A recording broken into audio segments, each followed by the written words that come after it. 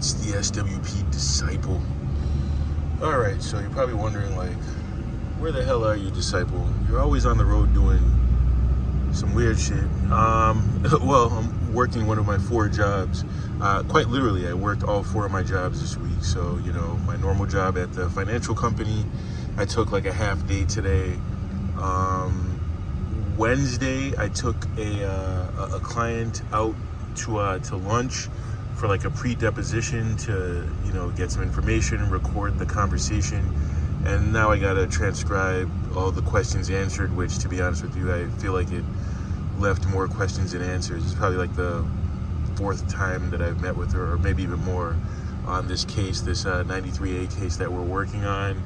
It pretty much looks like she's gonna end up, paying out just because of the strict statute.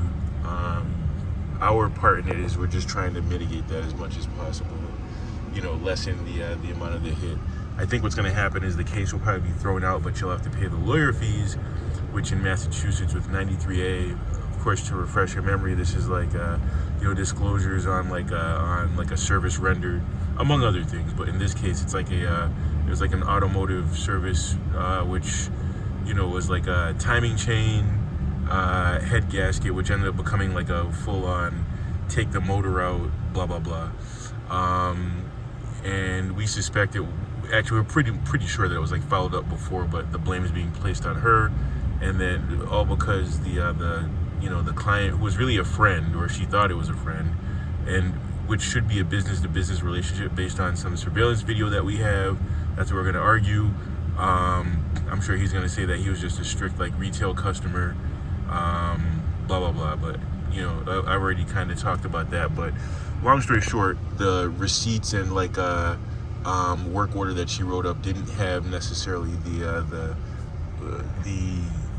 requisite disclosures required at like the bottom or top or final page of it or whatever. So he's relying on that just so he can get out of the cost of the repair on this. I think it was like a 2014 Range Rover Sport, which in and of itself is an L.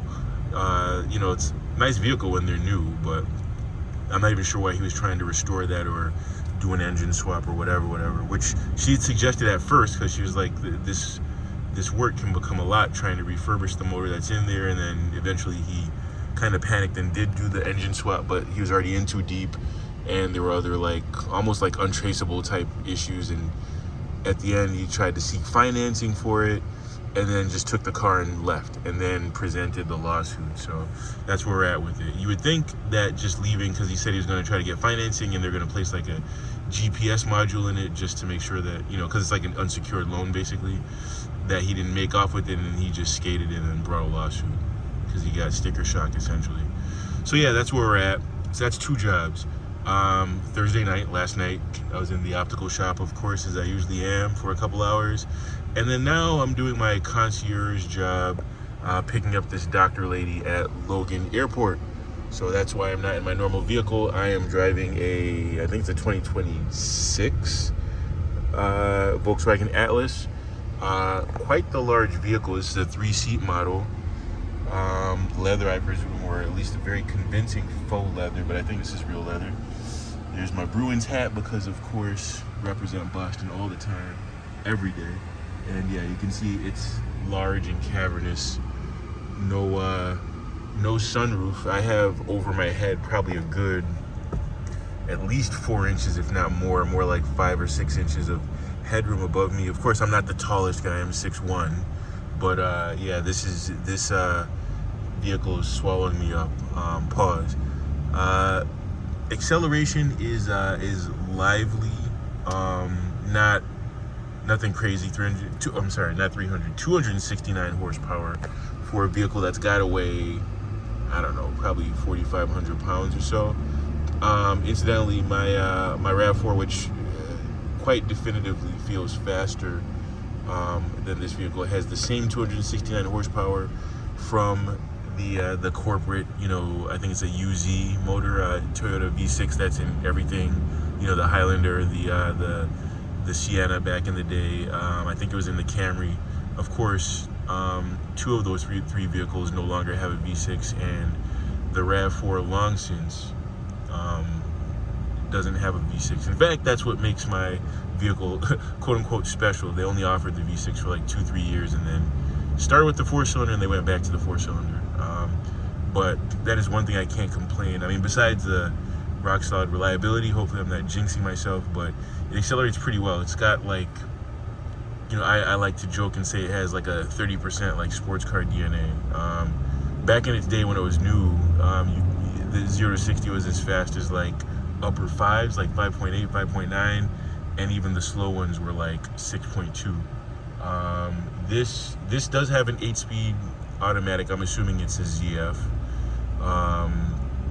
And turbo 4, 269 horsepower. Again, it's lively, but it's not fast. My RAV4 feels a good bit faster. I'd imagine the 0 to 60 on this is like, I don't know, under 8 seconds, maybe like 7.5 or something like that.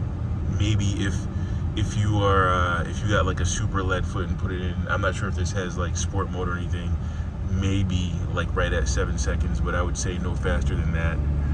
That's something that I've come to realize. It's kind of endeared me to, or endeared the RAV4 to me, however that saying goes. Maybe it's cope too, because like I just don't want to drop 50-60 grand on a new SUV, as I've kind of canvassed my cabinet. But my SUV is my RAV4 is it's not even really an SUV, it's a CUV, right? Though I feel like it's enough space. I would like to have a larger SUV, but it's like it's not bad. It's fine. It can hold some 2x4s if I need to. The main reason why I'd want a bigger like body on frame truck is which this is a unibody, of course, but like like a 4Runner or something like that, is so I can tow. Though I don't necessarily have anything to tow, but it would be nice to have that payload capacity and like and pulling capacity.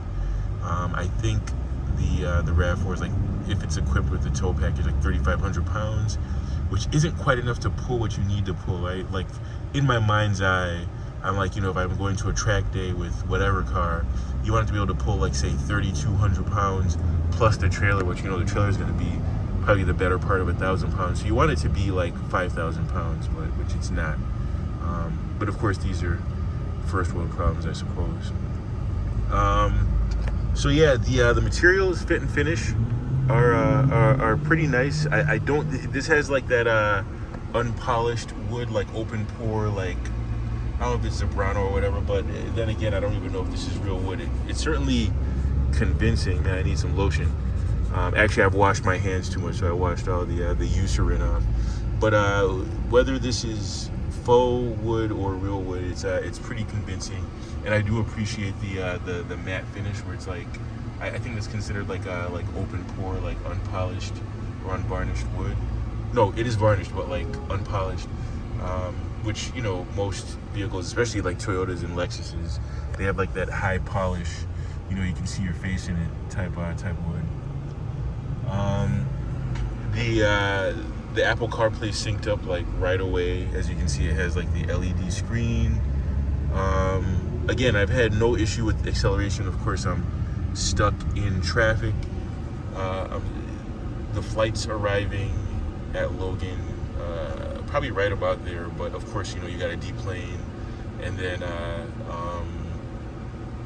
get your luggage and all that sort of thing. So I think originally it was in my chat, it was 5:40 was the time that I was supposed to arrive. Apple CarPlay, you can see the red, that means traffic. So I'm sitting in about like 15 minutes of traffic, of which I'm probably, 7 minutes into it. Actually, well, I'm looking at the timer, at least 9 minutes. That's how far we are in the video right now. Fit and finish seems pretty nice, soft touch-ish. Nothing has like that, like my BMW, my 228, if you really apply any pressure on any of the panels, you can hear a little bit of a squeak. Fit and finish is like all right, but like there are some, once you get below like down here, it's like hard touch plastics, whereas here, these are at least, they make some attempt at padding. There's some hard touch right there. But this has like a little like kind of like softish touch vinyl or whatever on it. I don't like that like the HVAC and everything is in it's all in the screen, right? So there's not a lot of like just like tactile feel buttons. You can see a few there that are really, I don't want to say haptic touch, but they're buttons. You don't really get a feedback when you touch them. But I do appreciate that there's some buttons, but the vast majority of them are in that screen. I will say the screen is high resolution. Not crazy about the piano black. Of course, this is like a low mileage rental vehicle, 6,600 miles. So, who knows, maybe in 30,000 miles, this piano black is going to get kind of grubby.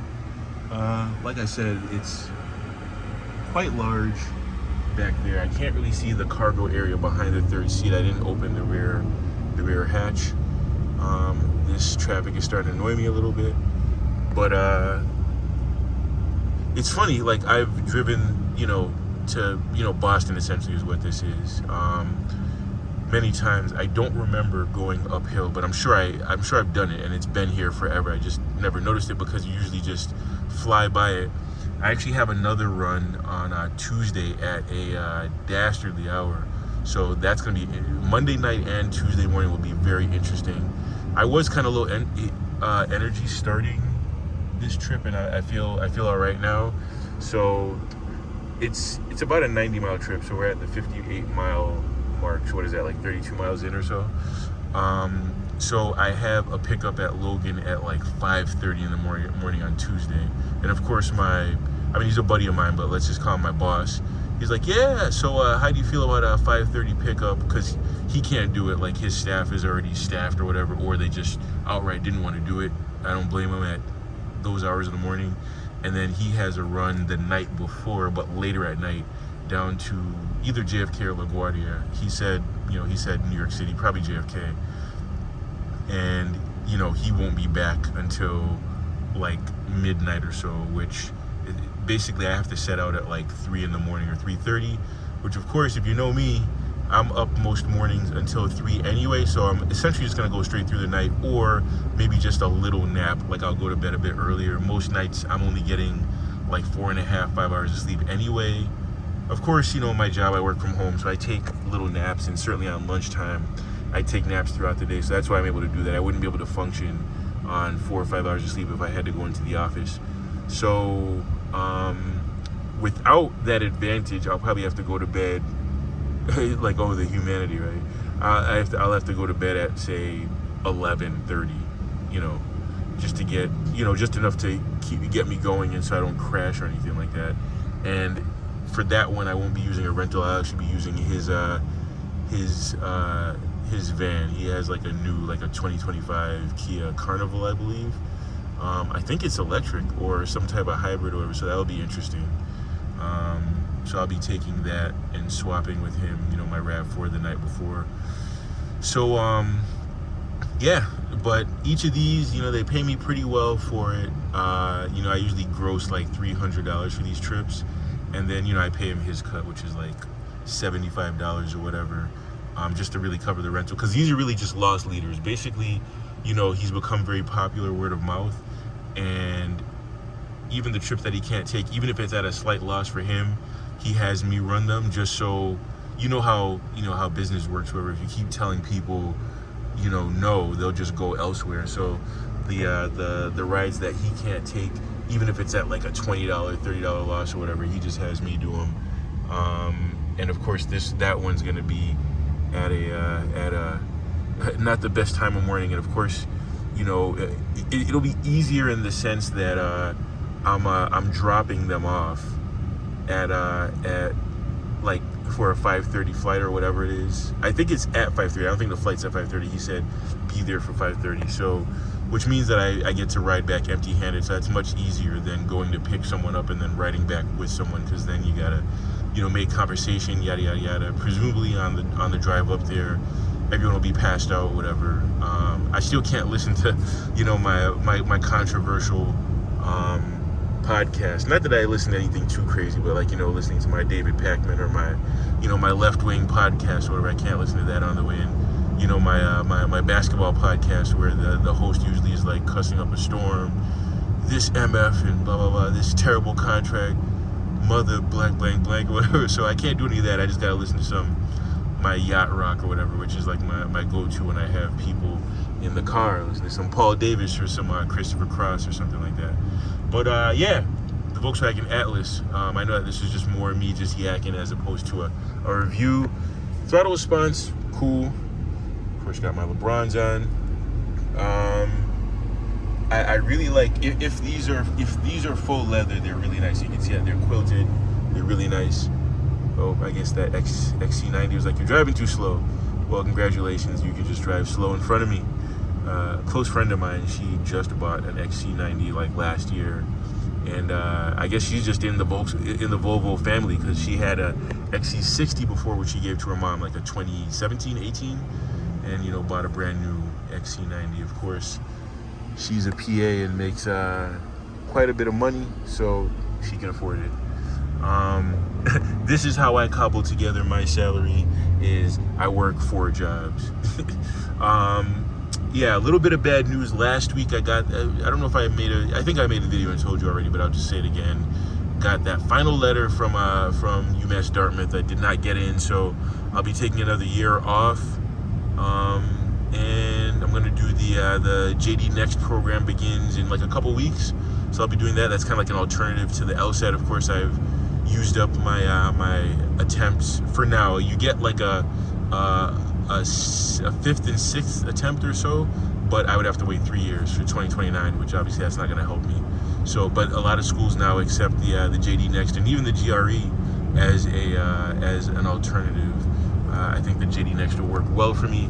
I don't really need many points, as I said, I got a 154 before. If I can get whatever is the equivalent of like say like a 160 something, and then between that and interning at the law offices that I'm at, and more experience over the next year, I think that'll do the trick next summer. But nothing is guaranteed. So I should have done like a walk around of the outside of the Atlas. I don't know if you can see it. It's black. They didn't do the greatest job washing it. We had to kind of wipe it down a little bit before because we thought that maybe there were some scratches, but it was really just some like residual dirt. Thankfully, they did leave me with a full tank of gas. It was at like a 405 range. Now it's at 380. Of course, I've driven more than 25 miles, so that would seem to indicate that the fuel economy is good. Which is why all these car companies are going to 4 cylinders instead of V6s. I think when the Atlas first came out a few years ago, I think it was the corporate V6. But like I said, this feels V6 enough, but it's a really big vehicle. It's about the size of like the Explorer that I drove last time. So, it's pulling quite a bit of weight. Again, I estimated the weight. I don't know if it really is 4,500 pounds. It could be give or take a couple hundred pounds, but I think that's about right. You can feel the weight. You can feel some of the body roll in the corners. I was going through a modest corner and you could feel the tires kind of like breaking loose and the body roll a little bit, but which is to be expected with a vehicle with this higher center of gravity. It's funny driving these new vehicles. It does leave me looking forward to driving the RAV4 when I get it back. As I alluded to, I got a residual dental bill. I'm not going to belabor this video. I'm already at 18 minutes. So basically, this project with the crowns and stuff that I do like every January. Oh wow, this guy really put the brakes on every January or so. They hit me with an extra 4,300. So that's enough. I was already kind of teetering on the edge as the vehicles I was looking at were like in the $55,000, $60,000 range. So at minimum, I'm bumped to next year. But there's also a reality. I don't know if life's just beating me down or if I'm just like at peace or whatever, where I'm just like, if I gotta wait until I graduate from school, but of course I may be, they're probably not gonna accept my credits from 1L, so I may be starting all over next year anyway. So, however long that takes, because not every school does a 3-4 year program. Maybe it's like closer to 5 years or 4.5 or something like that.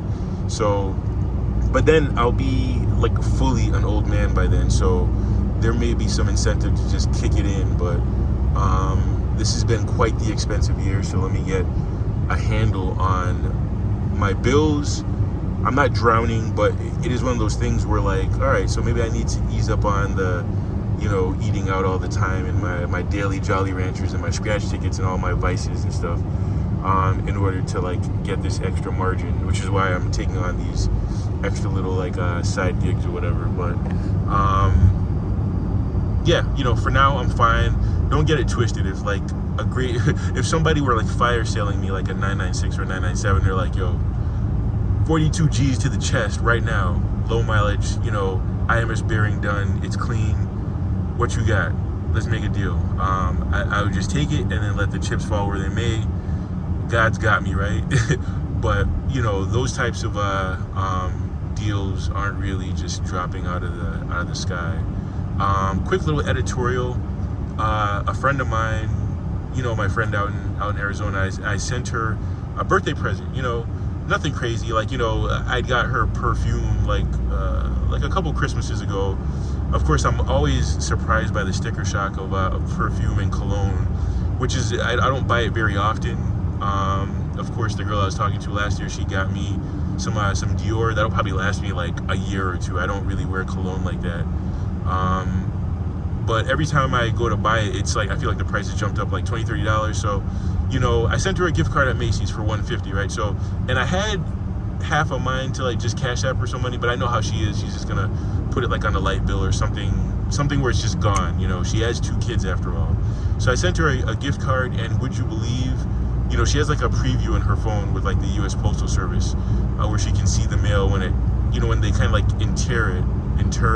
What's the word for that? When they take it in, but it's not delivered yet, and they stole the letter. So of course I'm not thinking much of it, because like, who the hell is stealing gift cards?